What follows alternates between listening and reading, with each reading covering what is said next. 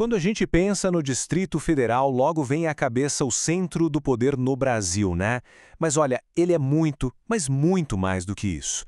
Hoje a gente vai desconstruir o DF para entender todas as suas camadas, geológicas, sociais e políticas. Então, a pergunta que vai guiar a gente aqui é a seguinte: o que exatamente faz o DF ser tão singular? Não é só por abrigar a capital, não. Tem algo na própria estrutura, na natureza e na gente de lá que o torna único. E é isso que a gente vai descobrir. Beleza? Vamos começar pelo básico, mas que é super fundamental: a localização. O DF não foi parar no centro do país por acaso. Essa escolha, gente, não foi só simbólica, não. Colocar a capital bem ali foi um projeto de integração nacional. Sabe, uma forma de articular esse território imenso a partir de um ponto nevrálgico. Estar no coração geográfico do Brasil deu ao DF um papel estratégico desde o seu nascimento.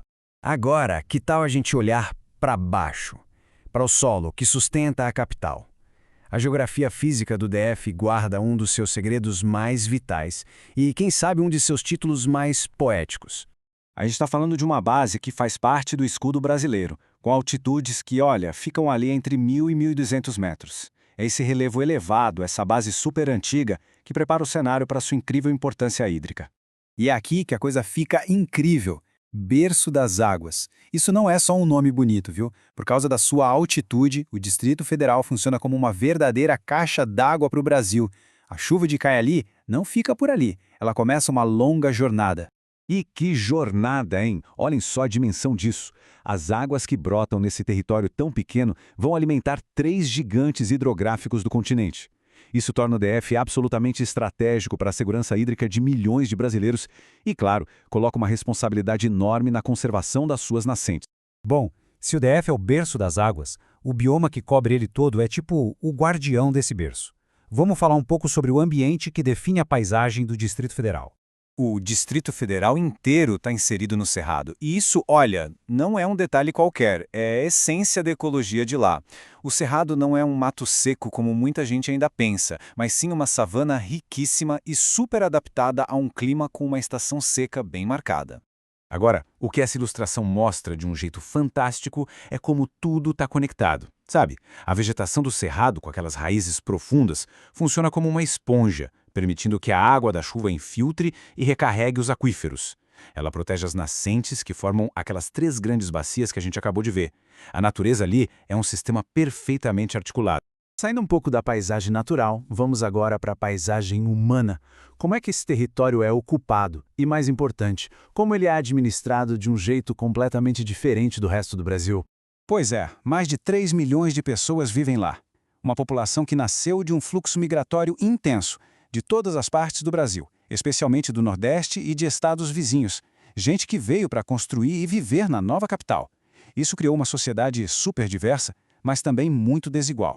E aqui a gente entra na maior, talvez, singularidade política do DF. Pode esquecer o que se sabe sobre municípios. Lá, a divisão territorial é feita por regiões administrativas, as RAs, e essa é uma diferença fundamental. Esse quadro aqui deixa a diferença claríssima. De um lado, os municípios, o padrão do Brasil. Eles têm autonomia, elegem seus prefeitos, vereadores, criam leis próprias. Agora, olha só do outro lado, as regiões administrativas do DF. São totalmente subordinadas ao governo. O administrador é nomeado pelo governador e elas não têm poder nenhum para legislar. A gestão toda é centralizada. Isso muda completamente a política e a vida local. Beleza, já falamos de política, de natureza, mas e a grana? O que move a economia do Distrito Federal? De novo, é um caso único no Brasil. Enquanto outros estados têm sua força na indústria ou no agronegócio, a vocação do DF é outra, completamente diferente. A razão de existir do DF é ser o centro administrativo do país, e a economia dele reflete isso na veia. Dá uma olhada nesse gráfico. A administração pública não é só mais um setor, é o grande motor da economia local.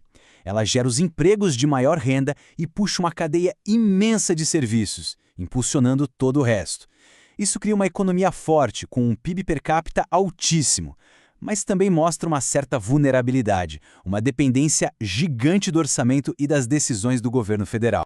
Bom, então, se a gente juntar todas essas peças, geografia, natureza, população, política, economia, Que retrato a gente tem do Distrito Federal no fim das contas? O de um lugar de profundos contrastes.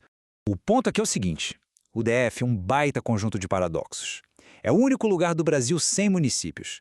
É uma potência econômica que não se baseia na produção de bens. Foi todo planejadinho, mas viu crescer cidades não planejadas ao seu redor. E ostenta uma das maiores rendas per capita do país, ao lado de bolsões de pobreza e uma segregação espacial muito forte. No final das contas, talvez a melhor forma de enxergar o Distrito Federal seja essa mesmo. Ele é mais que uma capital, é um laboratório a céu aberto, um microcosmo onde as grandes dinâmicas e contradições do Brasil, a relação entre Estado e sociedade, o planejamento e a realidade, a natureza e a urbanização, se encontram de um jeito intenso e único.